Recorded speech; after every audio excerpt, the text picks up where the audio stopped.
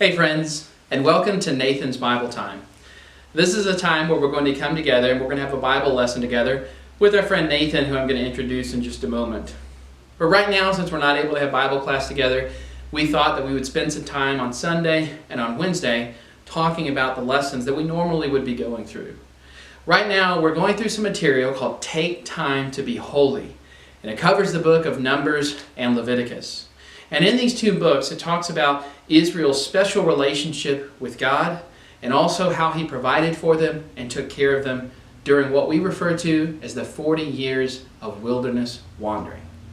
Now today's lesson is called Israel's Murmurings.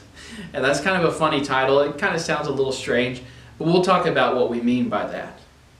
But first off, our main thought today has to do when the Israelites were moving through the wilderness and God was taking care of them. See, when they were going through the wilderness during this time, and if you remember, it's because they didn't trust in God to be victorious for them, to fight for them over the land of Canaan. And so now they're having to wander through the wilderness. But during this time, they didn't have permanent houses like we have, that a lot of us are having to stay in right now, that are built out of brick and stone and wood. All they had were their tents. And this is what they lived in for 40 years. And even though these tents were maybe a little bit flimsy at times, God always took care of them. Now what's even more interesting is that in the middle of all of their tents, there was a great big tent called the tabernacle. And the tabernacle was used specifically for worship. What's even more interesting is that the tabernacle always had something over it. And that something during the day was a cloud. And during nighttime, it was a fire. And the cloud and in the fire was the presence of God. It showed the people that God was there for them, taking care of them. Now, there were a lot of people in Israel at this time. And so they needed a leader. Now, Moses was kind of their representative leader. But God was really the one that was leading them. When the cloud was taken up during the day, the people would move. And then when the fire would come, they would settle in that spot.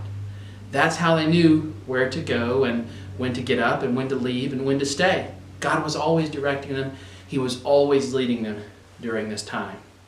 Now, before we get into why this lesson is called Israel's Murmurings and Complainings, let's talk a brief moment with our friend Nathan and see if he can help us with some questions. Now, Nathan sleeps in sometimes, so you might have to holler with me and help wake him up because he's a little bit of a bedhead. So let's call out to him. Nathan, are you there? Hey, Mr. Jacob, what's going on? Hey Nathan, how are you doing? I'm doing good, but why are you waking me up at 1:30 in the afternoon? I'm sleeping. Well, listen, I know we don't have much to do right now, but I think that's a little bit late for you to be sleeping in. Whatever. Well, hey, we're with our friends today, and we're talking about the Israelites and their murmurings. Mummy rings? That's some kind of like gummy rings or something? No, murmurings. We're going to talk in a moment about what we mean by that. But right now, we're talking about when they were wandering around in the wilderness and how they lived in tents. Now, we talked about how God was always taking care of them during this time, but we said that there was something in the middle of their tents. Do you know what that was? Actually, I do. I'm pretty sure there was like a big tent, and that tent was called the tabernacle, right? The tabernacle, that's right. And do you happen to know what they used the tabernacle for? Yeah. Well, I also know that during the day there was a cloud outside of it, right? Yeah, there was. And God was in that cloud, and at night, instead of there being a cloud, there was fire. That's right, there was fire, right? Yeah. And what did it mean when the cloud or the fire moved away from the tabernacle? Well, that meant that it was time for them to go. They couldn't sleep anymore like me. They had to get up and go and follow the cloud because God was in the cloud and He was in the fire. So that meant that He was guiding them where they needed to go. That's right. You're pretty smart. You know this pretty well. I do. I really like this book. It's a good one.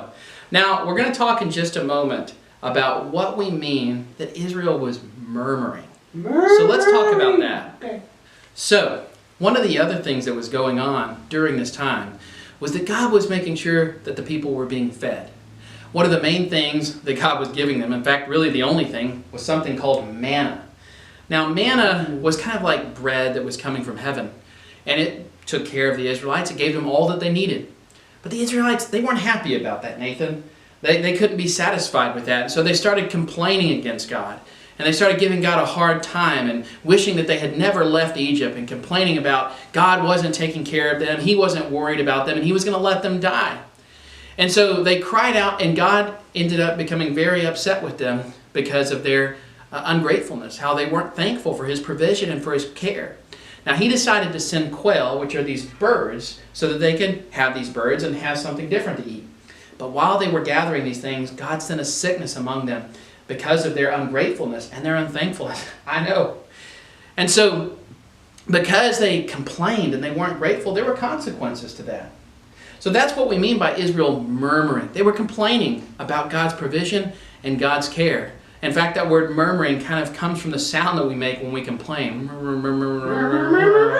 Exactly. So, do we complain about how God takes care of us? No. That would make God very, very sad. He knows what we need. He takes care of us. He provides for us. And we want to make sure that we're thankful for His care, how He leads us and guides us throughout our life. So let me ask you, Nathan, do you think that we should complain about what God has done for us? Absolutely not, Mr. Jacob. That's crazy. That's right. Now let me ask this. How does God feel when we complain about things that God has given us? Oh, man. It makes Him really, really sad, Mr. Jacob. And I just can't even think about being mad at God. He gives us everything, and He cares for us so much. He does. You're absolutely right. Now, should we thank God for the blessings that He gives us every single day? I think we should let the kids answer this one, Mr. Jacob. That's a great idea. What do you think? Should we thank God for every blessing that He's given us every day? I think so. I think we should. In fact, the Bible talks about giving thanks to God every day. Now, Nathan, do you think there was ever a time when you weren't grateful for something that someone did to you? Nope. No, nothing that I can recall, Mr. Jacob. Never? Nope. No, that's surprising. I don't know if I believe you. Can you think of one time where you weren't grateful for something that someone did for you? Well, really I do. I just didn't really want to tell you. Ah, that's what I thought. Come along with me and I'll show you. Okay. Nathan, come get your dinner. Ooh, what's for dinner, Mom? Pizza, your favorite. Woo-hoo! What kind of pizza? Pepperoni. Woo! And we even have some ranch for you. What? Wow! Thanks, Mom! You got the stuffed crust too, right? No, honey. Just regular pepperoni pizza. Oh. Really? you really didn't remember my stuffed crust? Wow, Mom! I can't believe you! Nathan, you're really upset? I got you your favorite. You need to be more grateful for the stuff we got you. We really didn't have to get you any pizza in the first place. We did it because we love you. Whatever, Mom, you really don't love me or care for me. That was pretty bad, Nathan. Did you end up apologizing to your mom? No, now that I think about it, I really didn't. I really need to make sure I go and do that, because I know she really does love me, and I was just acting a little bit crazy. Yeah, that's kind of what we talked about today. That's what we learned in our lesson. And so what we learn about the Israelites here is that number one, God is always leading us and watching over us as His people. And number two, God provides for us and He takes care of us. And we need to learn how to be thankful and grateful for all the good things that God has given us. Now, before we end, let's take some time to do our memory verse. Our memory verse for this week is Numbers 11 and verse 1. And the memory verse says this: the people weren't happy about the hard times they were having. the Lord heard what they were saying, and it made him burn with anger. So Nathan, the people weren't what? The people weren't happy. They weren't happy because of the hard times they were having. And the Lord heard what they were saying, and it made him burn with what? Anger. Yeah, it did. So that's a memory verse that we need to memorize. It helps us to remember what God expects of us and how we should be as his people. Well, Nathan, thanks for being with us today. We really appreciate you helping us out on our Bible questions. Absolutely. Kids, thank you guys so much for watching. And hey, obey your parents and get some sleep just like me. All right, you can go back to sleep, Nathan. Guys, next week we're going to come together and we're going to continue to talk about the book of Leviticus and Numbers, the Israelites, and what God has done for them and what God is doing for us. I love you, and God loves you. Hope you have a great week.